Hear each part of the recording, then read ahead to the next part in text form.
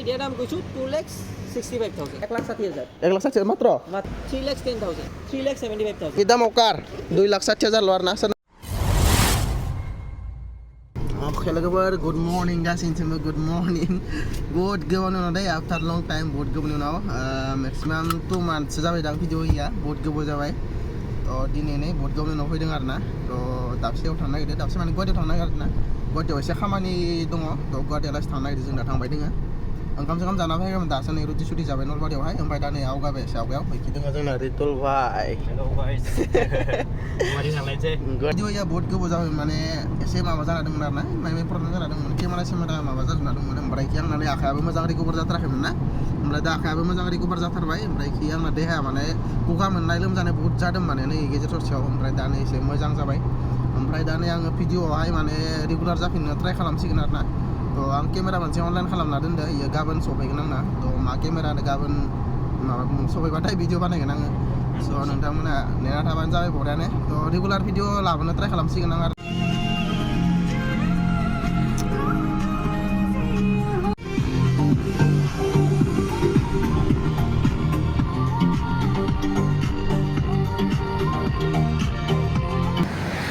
जों फैनाया नैबे गारिजों फैदों स्करपिय'जों ओमफ्राय दा खुसेर एसे लोंना लानि बायमान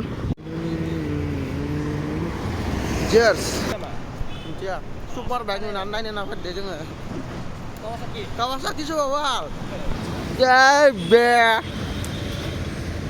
गोजाननिफ्राय दानि खुसेर एसे लोंबाय थानाय नुहुरदां नुहुरनानै खाथियाव नायथारनो होनना फैदों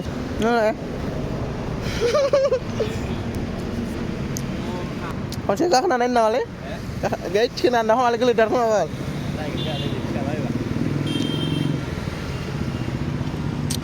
Kawasaki. Biasa lagi di beteng kiana. Black. Pure black. Heavy nih kan dona.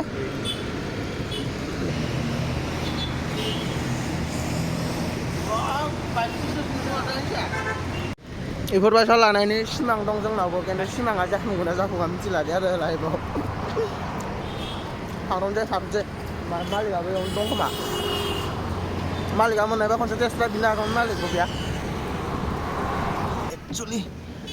free by saya kau. JS Car Bazaar. To nebe second hand car dealer khamani se dong angkaine yo faine na faide jonga to yo se khamani dong mane nebe Scorpio kana na tamna nebe Scorpio ko sense khalamnane exchange nane mane bere car langan arna to bora bora gota second hand ka sadai pura used car goja JS Car Bazaar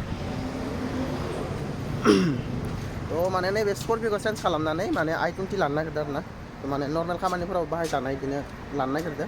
ओंखायनो फैदों नैबेयाव नैबे डिलारनिफ्राय लांखानायमोन दायो डिलारनिफ्राय फैफिनदों आरोना थ' लोगोखौ नायनो हागोन नैबे i20खौ नायदो आरोना थ' स्करपिय'जों नैबे i20खौ एक्सचेन्ज खालामनो नागिरदो थ' नायनोसै मा जायो दा दाम दरनि खोथा दंना थ' स्करपिय'नि प्राइस आलादा जायो थ' ओंखायनो मालिकजों दा नै डिलारनि अनारजों रायलायग्रोगोन थ' मिलायनाय बायसा मोनबाथाय नैबेखौ लांनानै स्करपिय'खौ गालांगोन आरोना नैबेवहाय दा नैबे i20जों ओमफ्राय बे स्करपिय'जों एक्सचेन्ज खालामनो नागिरदों आरोना मानो होनबा नैबे माने नर्मेल खामानिफोरावबाबो निजिनि खामानि थाखायबाबो इउज खालामजायो खिन्थु बै स्करपिय'आ माने एसे हेभिद्राय जायो आरोना दा ओंखायनो एक्सचेन्ज खालामनो नागिरदो मानसि फिसा समायसिगोन ड्राइभाराबो नै नालाय मालिकआबो बेनो माने स्करपिय'आ इदि समायद्राया माने मानसिया फिसा गाहाय आयो ओमफ्राय स्करपिय'आ गिदिरथारना गारिया ओमफ्राय दा नैबेखौ लानो नागिरदो आरोना नैखौ सोरनोबा नांगौ फैनो हागोन थारमाना JS Car Bazaar बहुद गारि दङ नायनो हागोन नै एभेलेबेल गारि दं मा होनदों ओइला स्क्रेच जानाय पेन्ट खालामदों थायोलै सेनेन जायखिजाया इउज्ड गारियावनो बाइकआनो जा कारानो जा इउज्ड गारियाव थाखायो एसे एनै माबाखौ प्रब्लेमखौ मोनखायो नों जिखुनु बुस्थुआनो बाय नों गारियानो बाय मबाइलानो बाय बाइकआनो बाय कारानो बाय जियानो बाय नोङो जुदि इउज्ड खालामखांनायबा सेकेन्ड हेन्ड बुस्थुबा नोङो एसे एनै प्रब्लेम मोनखायो आरोना गोदान बायसा मोनखाया बर'बो आंदों समायगोनथ' है सिदा माबा जाना दं साबि गैथ'आ र' मालिकआ फैबा साबि मोनबा टेस्ट ड्राइभ लाना नायगोन i20 याथ' खामानिया रायलायनाया जाबायानो ओमफ्राय डिलाराव फैनाय हिसाबै माने गारिनि प्राइसफोरखौ एसे ओरैनो बुंना खोन्थालांसै आरो नोंथांमोननो जेनेबा सोरनोबा नांगौबा एबा नोंथांमोनहा कन्टेक्ट खालामनो हागोन फैनो हागोन ओरैनो जास्ट प्राइसफोरखौ ओरैनो डाइरेक्टलि खोन्थाना होलांसै आङो तो बे गारिया बेसे प्राइसनि गथाय खोन्थागोन तो नै सासे दोङो लोगो बे खोन्थानो हागोन प्राइसखौ मा बायसा नोंथांमोना नायना लाबानो जाबाय ओरैनो डिलाराव सेकेन्ड डिलाराव फायनाय हिसाबै माने खोन्थालांसै आरो नोंथांमोननो प्राइसफोरखौ तो बहुत गारि दङ एकदम हेभि गारि दङ एकदम पुरानाद्रायबो नङा आरोना मिडियाम टाइपनि दङ बेवहाय गारिया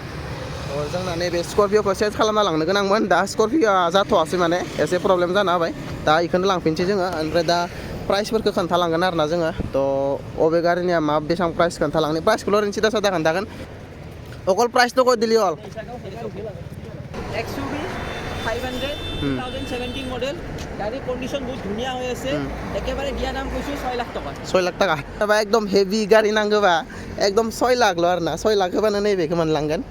XUV नायनो हागोन एकदम हेभि खिन्थु गारिया सोरनोबा नांगौबा 6 लाख फाइनान्स হৈ যাব এইটো ओके फाइनान्स হৈ যাব फाइनान्स जागोन आरोना नैबे एने फाइनान्स दिले किमान मान डाउन पेमेन्ट দিব লাগিব यार অন টেবুল 1 লাখ 10,000 टका দিয়া ওলাই দিম 1 लाख 10,000 होबानो नैबे फाइनान्सआव ओंखारगोन दै नैबे गारिया सोरनोबा नांगौबा कन्टेक्ट खालामा नोंथांमोना ओमफ्राय खि दंबावो गंसे बाव वेगनार 2022 मडल गाड़ी फास्ट ओनार আছে VXI একেবারে দিয়া দাম কৈছো 4,70,000 অলমোস্ট চলা আছে 42,000 রানিং जादों नैबे 4,70,000 मोनगोन नैबेखौ फाइनान्स হৈ যাব তো ओके फाइनान्स सब गाड़ी फाइनान्स होइबो ना सब गाड़ी ऑल ओके डाउन पेमेन्ट किमान দিব লাগিব यार डाउन पेमेंट অলমোস্ট 90,000 1 लाख नङाबा 90,000 आव नैबे ओंखारगोन आरोना जुदि स्करा मोजांबाथाय बेंकनि स्करा ओमफ्राय खि दोङो सुइफ्ट डिजायर 2020 मडल गाड़ी बहुत कंडीशन धुनिया হৈ আছে 4,85,000 सोरनोबा सुइफ्ट डिजायर नांगौबा आरोना एकदम 22 मडल ना 20 मडल 2020 मडल आरोना सुइफ्ट डिजायर नांगौबा सोरनोबा रानिं सानिं किमान হৈছে यार रानिं एतो 51,000 रानिं 4 लाख किमान হৈছে 4,85,000 4,85,000 आव नैबेखौ मोनलांगोन आरोना डाउन पेमेन्ट बा मोनलांनाय बेयो फाइनान्स जागोन आरोना इबो ओमफ्राय खि दंबावो गंसे नायनो हागोन ने इगला 2020 मडल रानिं 28,000 তোমার একেবারে দিয়া দাম কইছো 2,65,000 2,60,000 ओनलि 2,60,000 आव नैबे गारिखौ मोनलांगोन नोंथांमोना कुवेट 800 सीसी ना 1000 सीसी 1000 सीसी नि सोरनोबा गारि नांगौबा आरोना कुवेट आरोना गारिनि नामा कुवेट 2 लाख किमान কৈছে 2,60,000 2,60,000 आव नैबेखौ मोनलांगोन आरोना फाइनान्स थ' नहबो सागे नावबो হৈ যাব 2,60,000 ल फाइनान्स जागोन नैबे जुदि फाइनान्स होनोबा 70,000 डाउन पेमेन्ट दिले ওলাই যাব 70,000 एबा ओंखारगोन आरोना नैबे 2,60,000 ल नैबेयाव कल ओमफ्राय खि दंबावो नै एखान आरो कि गारि टाटा টিয়াগো XT মডেল হয় গাড়ি কন্ডিশন বহুত ধুনিয়া হৈ আছে একেবারে দিয়া দামটো কৈ দি আছো 3,10,000 3,10,000 3 लाख 60,000 টাকা দিলে ওলাই যাব 60,000 টাকা দিলে ওলাই যাব डाउन पेमेन्ट 60,000 एबा ओंखारगोन आरोना नैबे गंसे सोरनोबा नांगौबा एकदम बाइकनि प्राइसआव कार मोनगोन आरोना बाइकनि प्राइसआव कार ओमफ्राय खि दंबावो गंसे টাইগার 2021 এর লাস্টৰ মডেল হয় গাড়ি অলমোস্ট চলা আছে 42,000 দিয়া দামটো কৈ দিও তোমার 460 4,60,000 आरोना नैबे गंसे 4,60,000 सोरनोबा नांगौबा कन्टेक्ट खालाम आरो खि दंबावो गंसे एखान निसान किड्स XUV পরে 4,75,000 4,70,000 টপ মডেল এলওই লাহে তার ডিসপ্লে গুটেখিনি আহে 4,70,000 नैबे गंसे एकदम हेभि गोजा नेक्स्ट i20 2019 मडल একেবারে দিয়া দামটো কৈ দিলো 3,70,000 ओनलि 3,70,000 लोगोफोर नाय 3 लाख 4 लाख टाकायाव जोङो बाइकसो लायो मोनसे कारखौनो ला एकदम बरिया आरोना तो 3 लाख किमान কৈছে 70 3,70,000 आरोना नैबे तो बाइकनि दामाव आरोना डमिनारफोर लास्लाय नैफोर कारखौ ला बरियासो फेमिलि सलाय जानाय आरोना बरियानो तो नेक्स्ट दङ कि next i20 sports 2020 last model almost 21 और হয় গাড়ি একেবারে দিয়া দামটো কৈ দিও 5 lakhs i20 आरोना नैबे गंसे नैबे दामा एसे हाई 5 लाख होनदा नैबेनि प्राइसखौ खिन्थु लांनो फैबाथाय नेगोशियेबल जानोबो हानाय नेगोशियेबल तो হৈ যাব नेगोशियेबल যে হয় একেবারে কৈ দি আছো 470 মান দি দিম नेक्स्ट इफाले আছে সুইফট 2021 মডেল VXI 5,40,000 5,40,000 सोरनोबा सुइफ्ट नांगौबा आरोना 2021 मडेल किमान কৈছে 5,40,000 आरोना नैबे गंसे सुइफ्टआ ओमफ्राय नेक्स्ट दङ कि 18 मडल क्रेटा 6,10,000 টাকা 6,10,000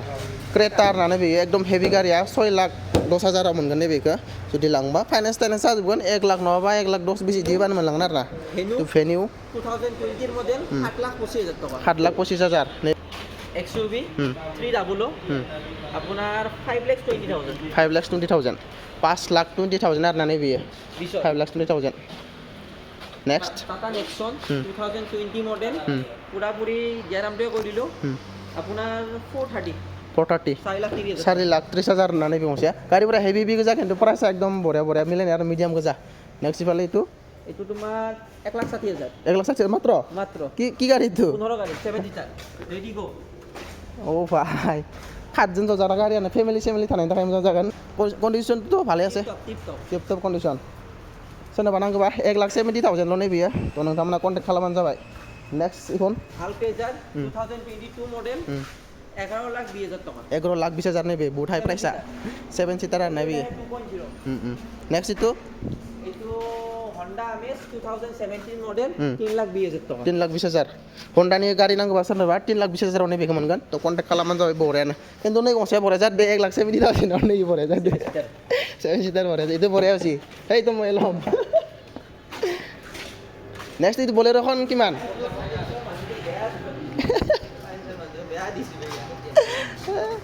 বলেৰো খন কিমান বলেৰো খন 2023 আগষ্ট মাহ হয় তো 7,90,000 টাকা 7,90,000 7,90,000 जागोन आरो ना नैबे 50,000 চলে নাই रानिंआ 50,000 रानिं जादो 7 लाख आरो ना बरिया 90,000 7,90,000 আৰু এইখন টিয়াগো 2019 মডেল 2,60,000 টাকা 2,60,000 सोरनोबा টিয়াগো नांगौबा 2,60,000 ल' नैबे एकदम बाइकनि दाम अकार 2,60,000 ल' आरो ना सोरनोबा नांगौबाथाय बरासो कन्टेक्ट खालाम दा जिखिनि इखिनियाव गारि दंमोन इखिनि खोन्थिबाय आङो सोरनोबा नांगौबाबो पसन्द जादोंमोन मा कन्टेक्ट खालामबानो जाबाय JS कार बाजार बेनिफ्राय कल नाम्बारा नैयाव दंखायो नै कल खालामबानो जाबाय नैबेवहाय तो नोंथांमोना कन्टेक्ट खालामबानो जाबाय आं ओरैनो डिलाराव फैनाय हिसाबै ओरैनो आं डिलाराव फैबाथाय डिटेल्स होना थाङो नालाय ओंखायनो डिटेल्स होनोसै होननानै बानायथारबाय आं भिडिअखौ ओमफ्राय दा गारि नैबे डिलारनि अनाराथ' गैया खामानि मावग्रासो नैबे इयाव थायो माने इखौ कन्टेक्ट खालामबाथाय गारिफोरखौ खम प्राइसआव माबानो हागोन आरो ना बाननो हागोन आरो ना नोंथांमोना कन्टेक्ट खालामनो हागोन ओजानि डिलाराव जायखाया जों नै बेलेग मोनसे डिलाराव हाबफैबावदों इयावबो सोंफायदोंमोन माने स्करपिअखौ बेसे होगोन होननानै माने